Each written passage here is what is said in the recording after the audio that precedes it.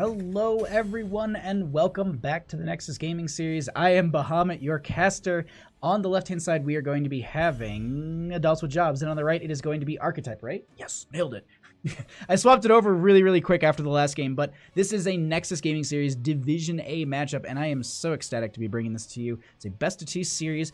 Let's see what these teams are going to be doing. This is Towers of Doom for game number 1, but let's find out how we got there. Map picks. The coin flip was won by Archetype. They went for map pick. They banned out Braxis Holdout. Cursed Hollow was banned out by the members of Adults with Jobs. Game number 2 is going to be Volskaya Foundry, chosen by Adults with Jobs. And game number 1 is chosen by Archetype, which is Towers of Doom. Genji going to be banned out first here on the side of Adults with Jobs. A strong ban. Actually, both teams banning out the high mobility as well as the high kill pressure that we often get from these two heroes, and I like that as a start. That's a really great thing to do. The lockdown from Maiev is just terrifying, as well as on a control point map, or I wouldn't say control point map, but on an objective based map where you need to sit around and team fight. Maiev gets a lot of resets off her Phantom Knives. She gets a lot of value with the Warden's Cage, and then we're going to be seeing, and then Genji just, he gets that swipe value, he gets the poke value, he is just a nuisance to deal with, and he's all over the place, and it's hard to squish that fly without a bunch of CC. So instead of looking and drafting for all of that, playing a more control comp, they go ahead and they just say, you know what, nah, we will just go and grab, or we'll just ban it out. Yrel going to be banned out as well, not wanting to deal with her in the strong solo lane. Her Divine Mount or her Divine Steed is a really great talent to have, and Jimmy Right Click going to be pulled off the table as well. They don't want his long range, his poke, and the Banshees are a nuisance, but this is going to be a first pick Asmodan. I personally just love it because, well, I'm a filthy Asmodan main. I love this. I honestly, I gotta say, the rework, I absolutely love it. I just gotta practice it more myself. But either way, oh, I just realized something. I didn't have this on. Boop. There we go. I was like, something's missing from the corner. Like, I looked over at stream. I'm like, I'm missing something in the corner. There we go. All right, so we do have these first two picks, and it's gonna be the Joanna and the Deckard Cain. A strong start. The two synergize very well into each other. For a second, I thought I honestly was just still casting a Ghillie Shark game, because that was like their 1-2 for them, and it's a strong 1-2. I'm not going to deny that whatsoever. I really do love the first pick on the Azodan. I like how also I just looked over at my phone. I'm getting tagged by people on Twitter. Shout out to Cat Peach, who was just like, "Yo, they're playing Asmodan in the Eastern Clash," and I'm just like, "Oh, but I gotta cast." But we'll be having this Murden Alexstrasza being picked up before the ban phase is going to be happening. I like this. It doesn't show a ton from the draft, though. The thing is, they've got this Asmodan and they've got this Murden Alexstrasza. Realistically, ban out the wave clear. They need something that synergizes with the Asmodan. Take out the Jaina. If they don't plan on taking it themselves, they need to get rid of that. I think it's a great great addition to their draft, and it works well in this map. She has a lot of great poke. They actually go ahead and they ban out the Dahaka into the solo lane. They don't want to deal with that for whatever they're going to be picking up. Also, the high mobility, I guess I wouldn't say a high mobility, but the mobility from Dahaka is really strong. And I like this, the heads up Phoenix ban. Phoenix is just a great brawler on this map. And the other thing too is he can benefit from the Deckard Cain Heroic Cube. That slow from there is huge. Oh, Fringe Average! Hey at Bahamut Gaming, looking forward to you casting with Cat Peach on Sunday. I am too. It's on my calendar and I'm so pumped for it. I have been like, my neighbor was just like, "Hey, what are you doing Sunday?" Like, blah blah blah, some beer tasting thing, and I'm like, "No, I get to go cast." And it's like, but it's for the Bush League. Oh, I cannot wait. I think I was talking with Cat Peach, and I was telling her that I think I'm gonna like chug a beer or two beforehand, just to make it a little bit more fun. But thank you so much for the 69 bits, Fringe Average. Also, thank you for checking out the stream. I really appreciate that, my friend. I missed a little bit of the draft here. I do apologize. We are going to be having the Cassie and the Malthael being picked up on the side of Archetype, and Adults with Jobs will round out their draft with a Thrall and a Zeratul. Zeratul will offer some clear for that Asmodan. The Thrall's going to have some great solo lane potential here. I like that. Into the Malthael, yeah, they were just like, all right, well, that's going to be a solo lane Malthael. Let's pick up a Thrall into that. So Malthael not getting the most amount of value into the solo lane, but at the same time, could whittle down this Thrall. Last pick, though, typically we see a Bruiser, but I honestly think it's just going to be that Malthael for their solo lane. Wow. That's a lot of damage from Archetype. Eeks?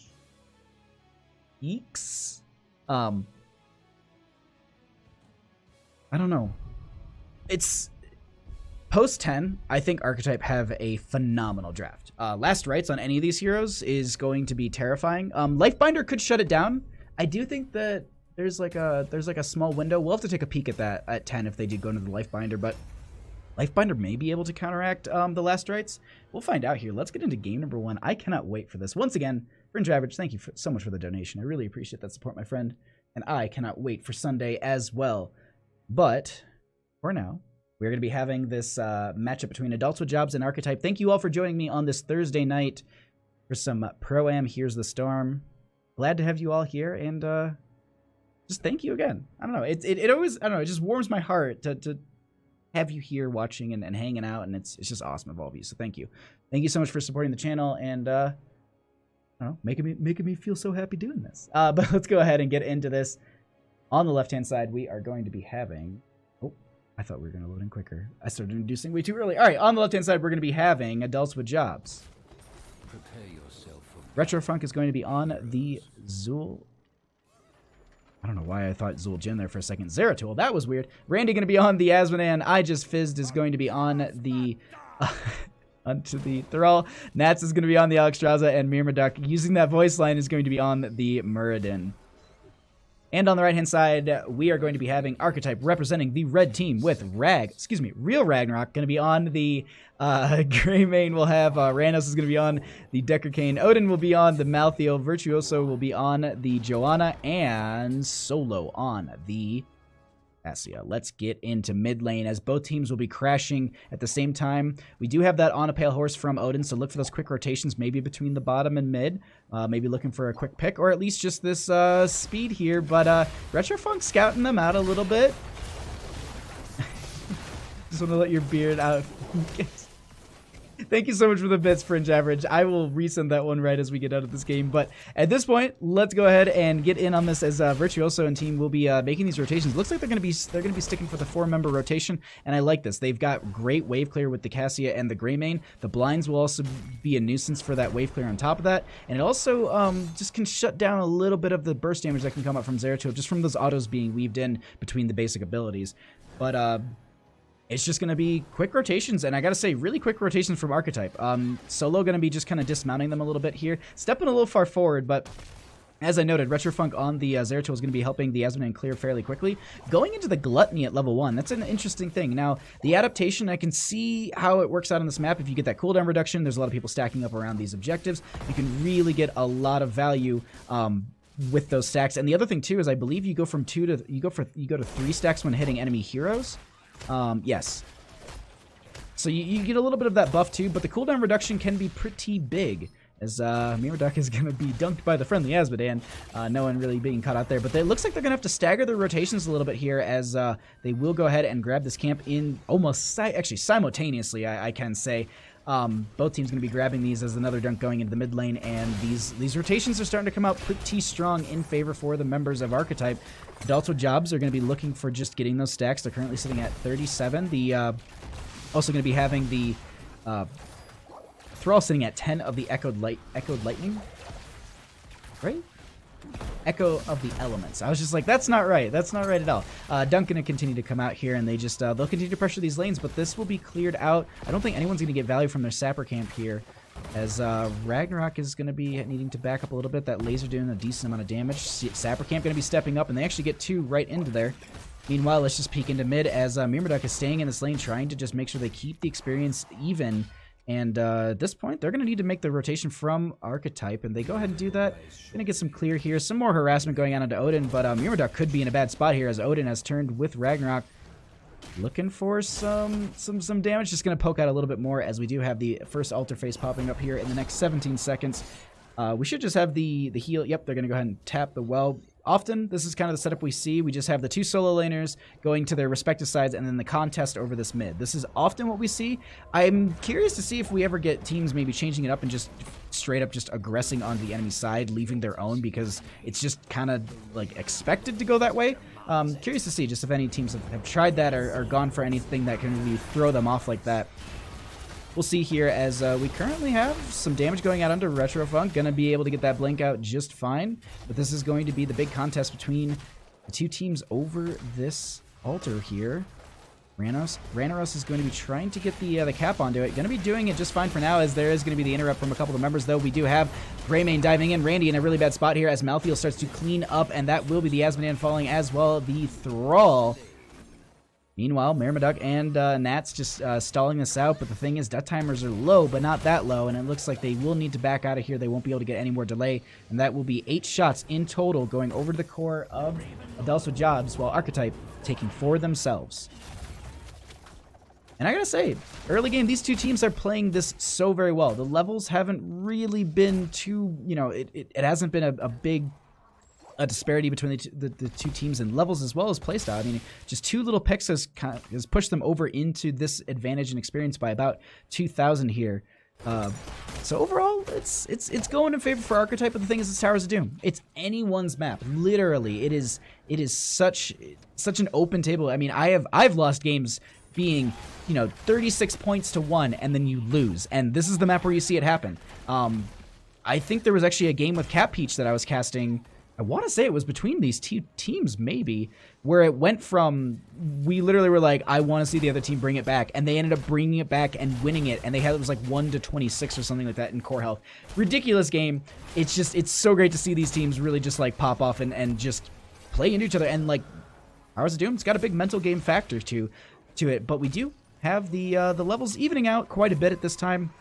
Sapper Camp's going to be held over in favor for the members of Archetype as they continue to push into the bottom lane. Boss is going to be available at this time. Odin going to just continue to make these rotations and continue to soak for the friendly team, as Thrall is going to be trying to just catch up on the experience as well. Bottom lane still being pushed in by the 4 members, and they need to defend this. They don't want to let these sappers through, and I like this. They go ahead and stop it. It won't be getting the value they're looking for. Virtuoso wants to make it happen, though, as they start stepping forward. That will be the lockdown going on to so many members, and Zeratul going to get popped at this time by the Joanna. Stormbolt going to go out, not going to be connecting, and they still have a sapper healthy, able to get in here. Do they get the auto on it? Yeah, they do. Myrmidon is like, no, we're not going to allow that through, as we currently have the bottom altar available, and Ranaros is going to go ahead and just walk onto this. There might be a dunk out from Azmodan, but no, it's not. It's going to be way too late. And that is going to be 4 more shots going over to the core of Adults with Jobs, 28-36. 8 level 8 to level 9, and it's we're starting to see a little bit of a gap, but it's still within that level range. We're not seeing a big disparity in experience, still just kind of within that 1 to 2,000 range.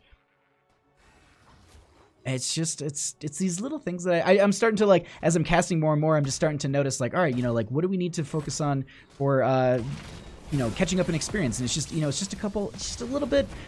It's like 3 minion waves at that point. I do think it's not a ton, but we will see. The other thing too, I mean, you take down a front gate, that's roughly the catch-up you need.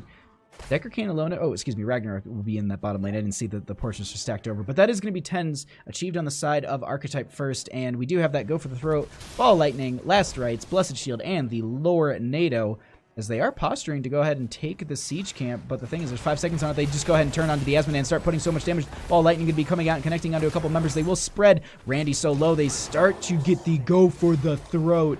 No, not even that. They just get the dive from Ragnarok there and confirm the kill. Great play from the members of Archetype as they move over to the camp, and they will go ahead and grab this and just push this into the bottom lane. And often we see teams really, really prioritize that bottom lane. And the reason why is you can continually feed these sappers in. If you hold over that bell tower, 1, that's 5 shots for you. 2, you can consistently feed in these sappers and get potentially 3 extra damage onto the enemy core. And it looks like that's the play right now, as we do have a VP coming out. Going to shut them down for a couple seconds here, but they really don't have any follow-up at this time. A dunk going to be coming out from the Azmodan. Sapper's going to be diving in at this time. They get the value from all 3. Altar's going to be popped up at this time as well, and it looks like they're okay with just trading. No bell tower in bottom going to be converted over. When you finally get to watch Bahamut instead of Bahamut watching you. Thank you, Jixie Cat.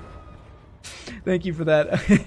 As we go ahead, and we'll be getting this Sapper camp, but we do have an invade coming out from the members of Adults with Jobs. They want to take this 10 fight here. Ball Lightning going to be coming out. They get a root. That also will be the Dragon Queen coming out. The huge Lornado coming out on top of all this. Nat's going to be the first one to fall. Cassie going to be falling as well.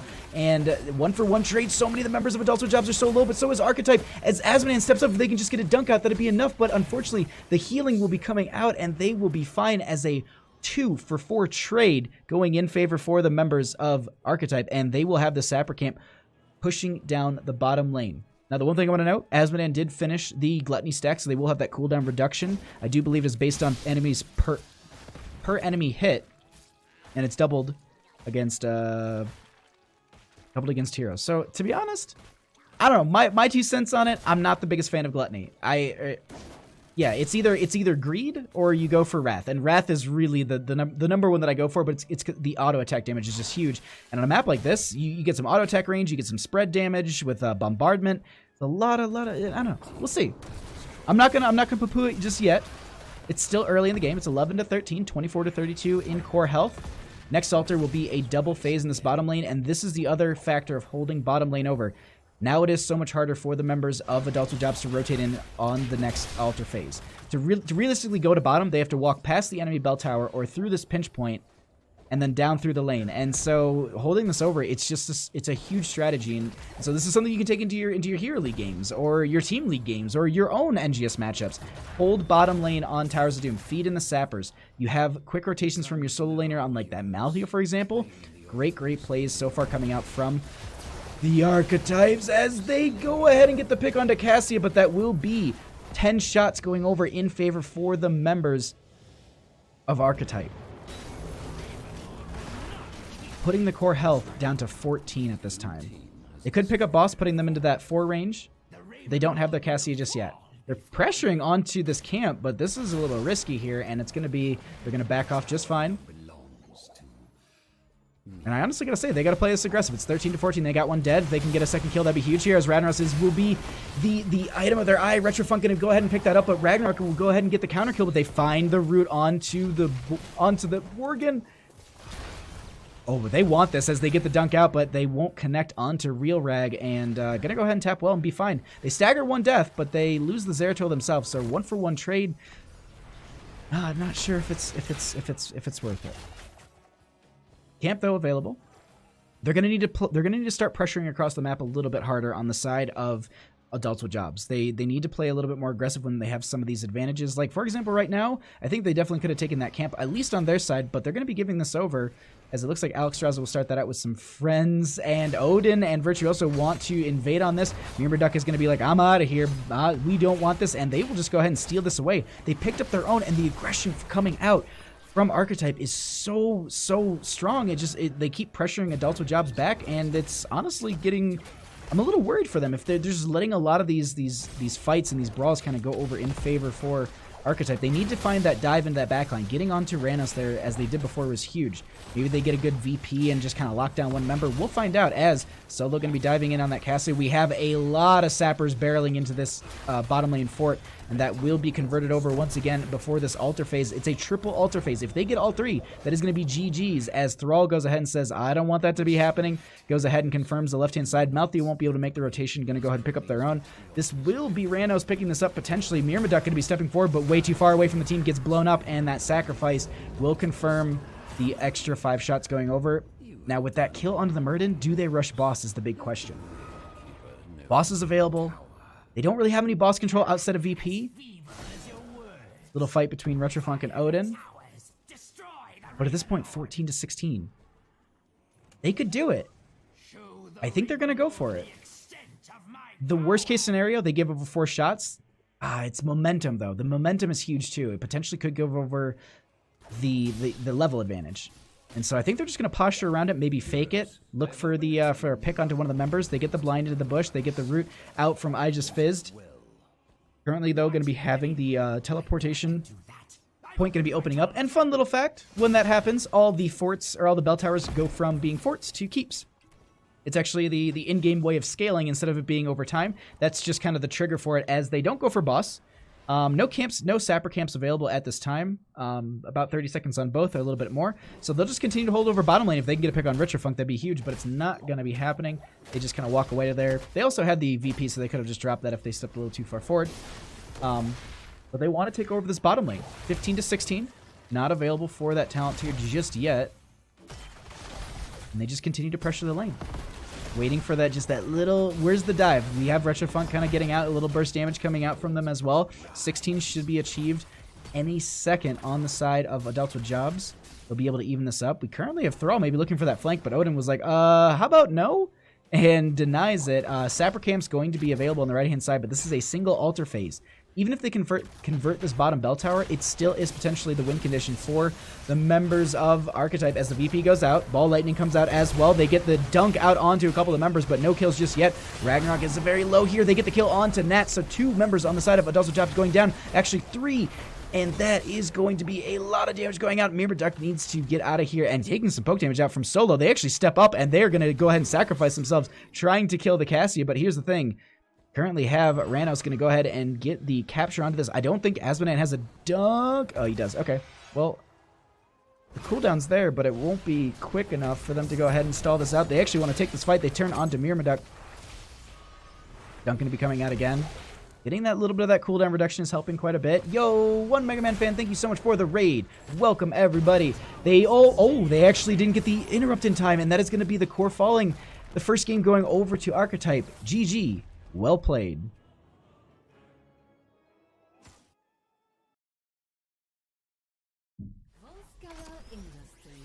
Nailed it. Let me get a sip of water, and we will get into game number 2 here. Alrighty, so to catch everyone up, this is game number 2 in this best of 2 series between these 2 teams. On the left side, we will have Adults with Jobs, and on the right, we will have Archetype. This is a Division A West matchup between these 2 teams. The coin flip was won by Archetype. They went ahead and chose map pick, so they banned out Braxis Holdout. Curse Hollow was then taken away by Adults with Jobs. First game was Towers of Doom, chosen by Archetype. And game number 2, taken to Volskaya Foundry. I don't know, I said that in my head, I was just like, we were taken to. My mouth doesn't want to make the words apparently right now. But Adults with Jobs, they went ahead and picked up Volskaya Foundry. So we are going to be getting the Maya being banned out as well as the Phoenix. So a change on the side of Adults with Jobs. They're okay with letting the Genji through for now. We'll see if maybe there's a earlier priority, or there's still a priority into the Genji, but maybe they're not too worried about it. I still think it's a lot of value here. Diving into some of these teams is a huge value, and also the deflect. That's a huge aspect of the build, like, or of Genji being able to dive in, deflect, and then just kind of still be mobile and jump around. But Maiev and Rain are going to be banned out by the side of Archetype. They don't want to deal with those still. I just looked over at my own stream and I'm just like, I'm sitting there and I was crossing my fingers and I was just like, oh yeah, that was me begging for Twitch partnership. Give me. Let me have more emotes for you all. But we will be getting this this next, man. It's gonna be the Genji, yeah. It's honestly not surprising. If they didn't like in the first game and banning out the Maiev on the other side, I think these are strong bans. That does leave things like Garrosh open. We do have Decker Kane available. Question is who prioritizes them first. I honestly think Decker Kane still falls, especially on Volskaya Foundry. Decker Kane is a 1-2 pick in my opinion. I think he's so insanely strong here. As long as you have a team protecting him, that's the big thing. But they're going to go ahead and they're going to grab the Joanna once again. And yeah, that was the first pick on the side of Archetype. Hey, and if it worked last game, why not go with it? But we do have this 1-2 on the side of Adults with Jobs, and we'll see, do they prioritize the Asmodan again? It is another map where we often do see the Asmodan being picked up because the game does naturally go a little bit long. Decker Kane in that 1 slot, though, they really want that healer. They want to be able to lock them down as well as with that Lornado, and that's going to be Yrel for the top lane. Okay. I actually think in the last draft, Adults with Jobs, they banned out the Yrel, if I'm not mistaken, in the first ban phase. But they go ahead and they kind of clap back a little bit, and they're just like, let us play Asmodan. So we're currently going to be getting that on the side of Archetype. Did I put these teams on the right sides or what? Like, I hope this can't. I don't think I got it wrong. We had Adults with Jobs, Retro was on the left. I invited them first into the lobby. We're good. I was just like, hold on for a minute. But to be honest, if I was on the side of Adults with Jobs, I'd be looking for something like Wave Clear. Gul'dan. Oh, really? I mean, she is very strong here. I do agree with that. I guess they're just more afraid of that. My whole thing is just taking out any sort of thing that would benefit the Asmodan to get the faster Wave Clear. They've already got the Joanna for the Condemn. You've got Cassia to go ahead and get a bunch of blinds as well as some of that dive damage that you need. And they're going to need that Wave Clear. But they will take out the Diablo, a very strong hero on this map. A lot of great corners and angles that they can find. And also the peel is insanely strong into these control points because you can basically swap out the Cassia, push them farther away, and then the team dives onto them. You have Decker Kane locking them down on top of that. But these next 2 picks, they will need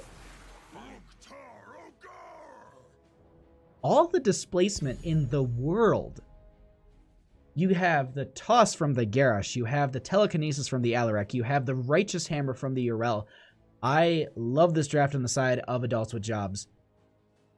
Also, I just love a good Alarak. I'm not going to lie. Like, Alarak, it's just that hero just being such a jerk. I don't know. I love him in Heroes of the Storm and just kind of his, and even in StarCraft where he's just a jerk there too. I absolutely love him. But we get the Stukov being picked up for the members of Archetype. That will help with that wave clear. They also get the Silence. That'll be big. And then Malthael once again will be picked up for that solo lane.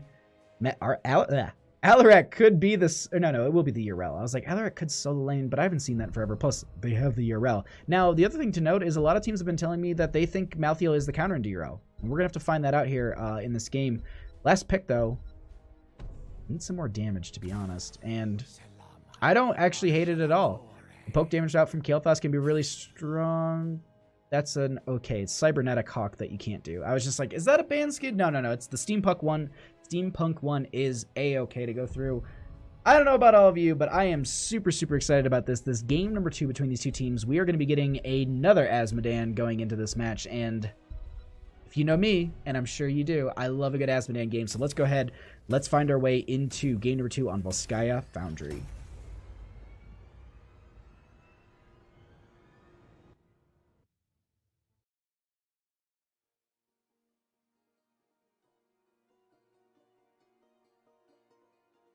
My apologies. I need to like chug a bunch of water as we get into this because once these teams get going, I've noticed that they really don't stop and they play real hard. So let's find out here in the second game. I cannot wait. The other thing too is I just gotta say shout out to both these teams for having one side with all Deckard portraits and the other side just having all Chen. It's I absolutely love it.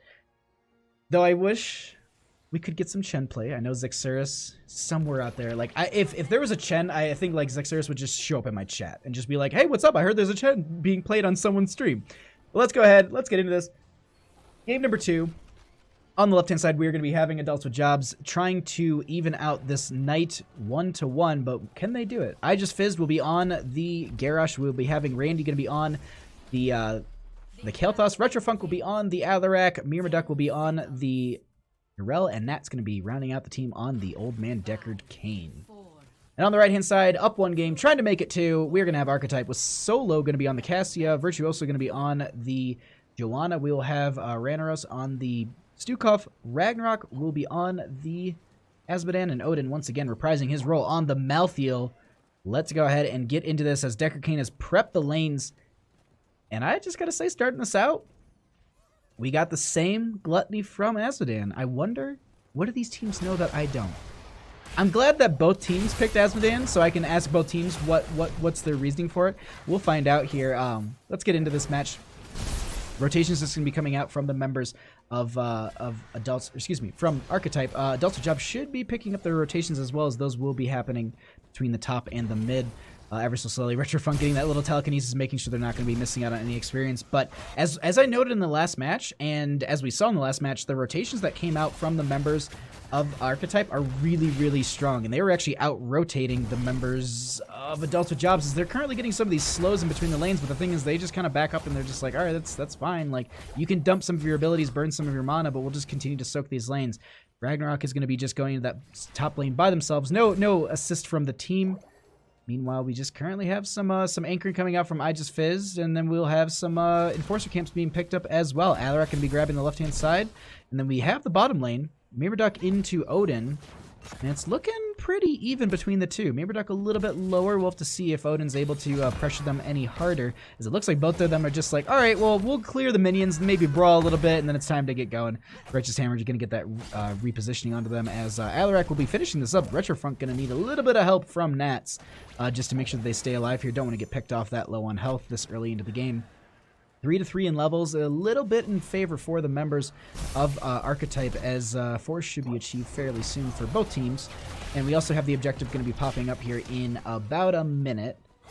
So the team's going to be starting to kind of just prep themselves. I wouldn't be too surprised to see this support camp being picked up fairly soon, as well as a priority onto these siege camps for the top lane. It's often something that you see because the fact that it maybe forces a rotation out from the enemy team to defend against their gate. We'll see here. Is Retrofunk going to get a couple more of those stacks? Telekinesis coming out, going to be getting the silence onto none, actually. They get the Kael'thas with the... Sorry, I was like waiting. Is there more? Okay. Gravity Lapse went out, no follow-up damage, and we're okay between the two teams. 4-4, 5 is going to be achieved almost simultaneously, but this will be the control point unlocking in 22 seconds. Malthael not actually taking on a Pale Horse, but going to be still rotating down here in time to get the clear onto this wave. Meanwhile, in mid, it's just going to be the back and forth between these two teams, playing it fairly safe as they get into this phase, into this first control point phase. Siege Camp, though, going to be picked up on the side of Adults with Jobs. They will have that pressure into the top lane. No pickup onto the support camp. Typically, we see a lot of teams heavily prioritize the support camp. The biotic emitter is a very, very powerful tool for the team to have. But I Just Fizzed is going to be stopping this. Actually, no, they have the connection onto it, and they're going to back off right here. They don't want to take this, and they get it 10% onto the Trigger Protector in favor for Archetype, but they back off, and that is going to be the charge going over for Adults with Jobs.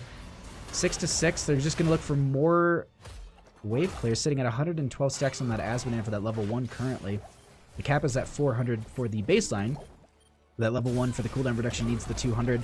Not too far off from that, as Kael'thas will get some poke out as well. Jerash looking for some interrupt. They will get the toss out. That is going to be the dunk coming out as well, just to get a couple more stacks. They're going to drop some demonic minions in here, and that will just kind of get some poke damage, get a little extra help. But Randall is a little bit low here on the Stukov. They need to find an entry point as they try and spread the Puster around, but it's not going to be happening anytime soon to get any sort of big heal, and they need to back off and tap their well. This is going to be 83% sitting on the Trigger Protector. Some more dunks coming out from Azadan, just stacking up quite a bit more with that extra that extra stack on heroes. They do need to invade at this point. They're going to contest it at the right second, but the toss will go out. Odin trying to find an entry point here. Solo and the rest of the team are going to be moving forward. Myrmidon a little bit low, going to have to try and get out. That will be healing coming out from Nats just fine, but it looks like they will steal this point away at 99%, and it looks like the members of Adults with Jobs need to back off. They don't have their 7s just yet. Archetype has that little experience advantage. So they get the clear into this wave. That should be enough for them. No big deal. Dunk going to be coming out from Azadan, sitting at 150 stacks. I'm just trying to see if anything else notable. We also have the Mana Addict from the Kael'thas sitting at 11 stacks currently. Meanwhile, top lane got a lot of pressure. This is what I was talking about with this camp. It gives a lot of value into this top lane. Going to get a little bit of help from the Asmodan dunk just to get that cleared out, but we currently have Fortification Camp picked up. They invade onto the point. They go ahead and drop the turret, stepping up here and really just trying to take this over as quickly as possible so that before the Malthael can make the rotation. Doesn't look like it's going to be happening. Silence going to be going out onto the Stukov. They go ahead and dive out with Myrmidon. A lot of people starting to fall a little bit low here as the dunk comes out from Ragnarok, still staying pretty healthy. The overtime is available. Looks like they get the channel over, and this is potentially going to be the Joanna getting Goomba'd by the Urel, and that is the first kill of the game going over to the members of Adults with Jobs, as well as the first Triglav protector of the game. Now, what we often see with this Triglav is the prioritization into the mid lane to go ahead and burn this down, as well as maybe the well, but it looks like they just want to open up the gate and just opening up this map for themselves to get a little bit of that experience buff. But the big thing that they want to do is they want to rotate into that top lane and also get this well taken out. On top of that, they want to take out this gate, so it's a little bit difficult for them to contest this next objective in the top lane. And I think they should be able to get this just fine. The Triglav Protector sitting at 55% health. They don't really have any sort of big burn onto it for now. They've got some damage, but definitely doesn't look like they'll be able to get it quick enough. They will back off. They don't want to fall out of this Triglav Protector in a bad spot. They get the well, and they get out of here. 9-8. We're not looking at a big experience difference here, but Solo getting a lot of damage put onto them at this time. And they're just going to continue to poke out here little by little. Kael'thas going to get some... Flame strikes out, doesn't connect onto anyone, but just zones them. 4 seconds on the Triglav Protector will be ending. They just try and get some extra damage out while they still have it. Burn all the abilities. Solo going to be getting healed up by literally all the damage that Kael'thas put out. That also is going to be Asmodan finishing the level 1 questing talent. So going to be looking for those 400 stacks, but also has that cooldown reduction at this time. It's a big factor in favor for the members of Archetype as they continue to get these dunks out in these rotations.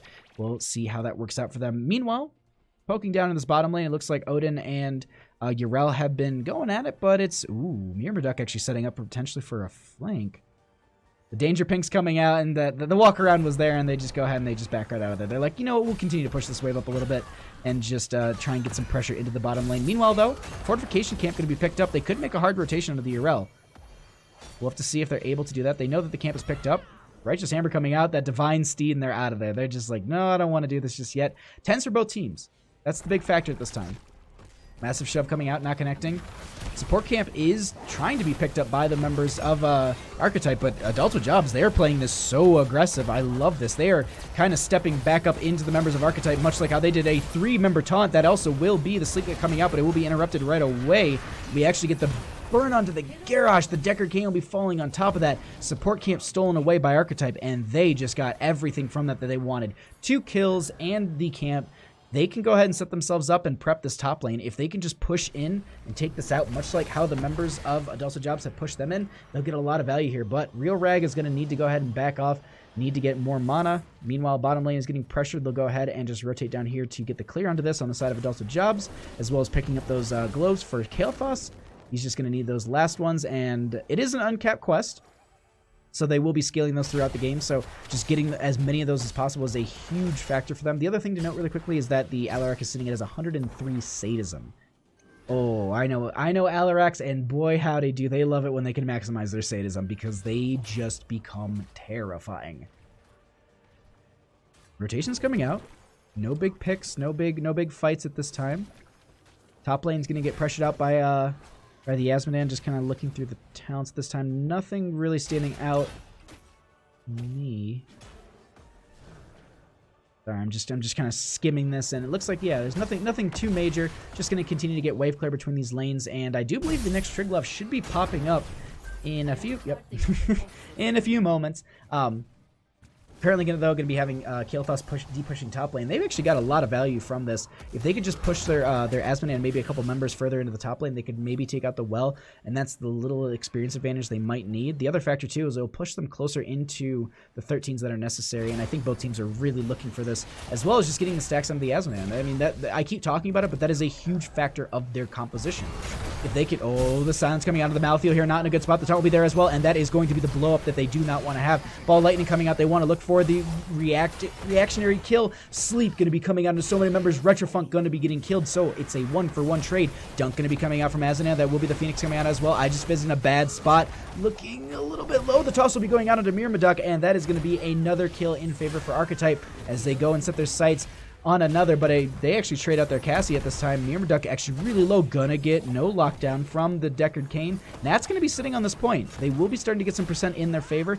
Gonna be able to just kind of poke out these little heals here and there, as Kael'thas is gonna be dumping some damage in this backline, but Virtuoso and friends are alive and well, and they want to look for a kill. No connection just yet. Some damage coming out from Kael'thas. No chain bomb being spread, but that is going to be the majority of the members back. Cassia, the only one who needs to come back to life. They currently have 40 plus going up on the Triglav Protector. Dunk's going to be coming out from the Azanan. No cooldown reduction right there, but poke damage coming out. I gotta say they're playing this so very well on the side of Adults with Jobs, holding this over. They're gonna go ahead and get the pull in onto them. Virtuoso a little bit low. They're gonna pop the Iron Skin. Retrofunk looking for the silence, not gonna be connecting there, but 79% on the Triglav. They need to make an aggressive. They need to make a play here on the side of. Oh, the Counter-Strike, not going to be getting the big damage they were looking for. Dunk going to be coming out onto Randy, taking about half their health away. Currently going to be having some laser going out. That is the 99% onto this Triglav Protector. There is going to be the sleep coming out from Nats. They look at Solo, and that is going to be the kill onto the Cassia. The Dunk to kill the body as well. Myrmidon a little bit low here. Going to be utilizing the Absorption, going to be getting that just fine, and the Ardent Defender is going to keep them alive for now. Silence coming out, not going to be connecting onto Odin, but they go ahead and keep them at bay at 99% once again. Will they be able to hold this over? The Cassia is down. They can move in on this. It's 4v5. They absolutely can take this as Retrofunk.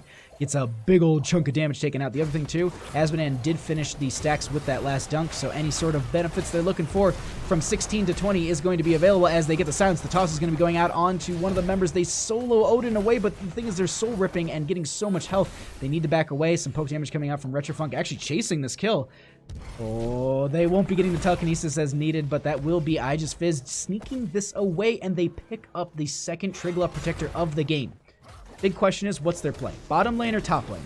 Some teams I've been seeing, they go top lane because of the fact that you can then push in onto the keep. But the thing is, that fort is still available and alive?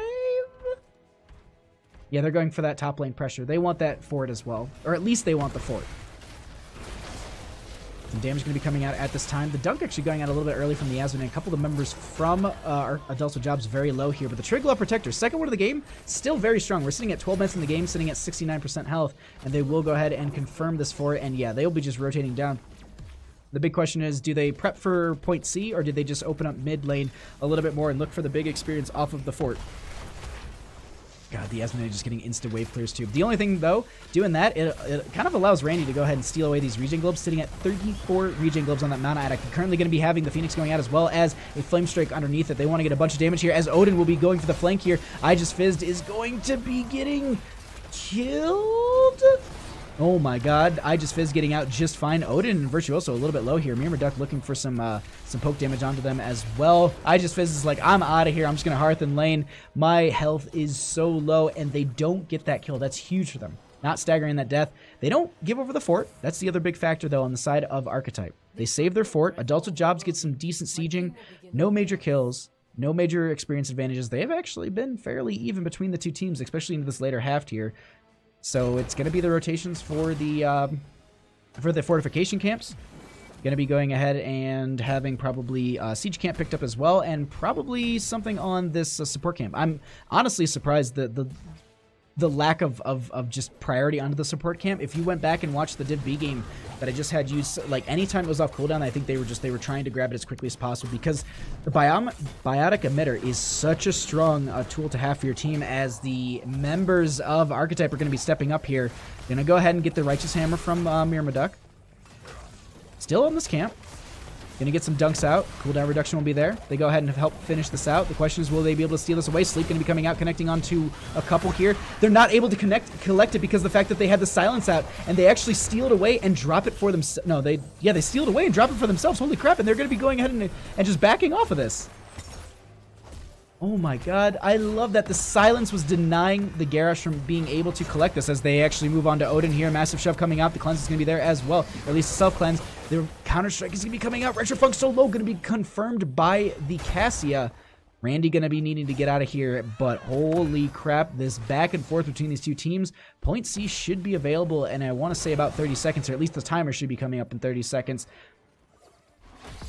These rotations, they're so strong between these two teams. Archetype coming, the back and forth is really what I want to get at here, because there's so many situations where I'm just like, oh, Archetype, they've got this, and then Adults with Jobs comes in and then they steal away the Triglav, or they win over a fight by getting a couple extra kills that honestly I don't think were expected on the side of Archetype, and they need to slow down and kind of pace themselves. But the thing is, almost every questing talent is done besides the last rites on the Malthiel on the side of Archetype here, and we've got a few that they're still working through on the side of Adults with Jobs.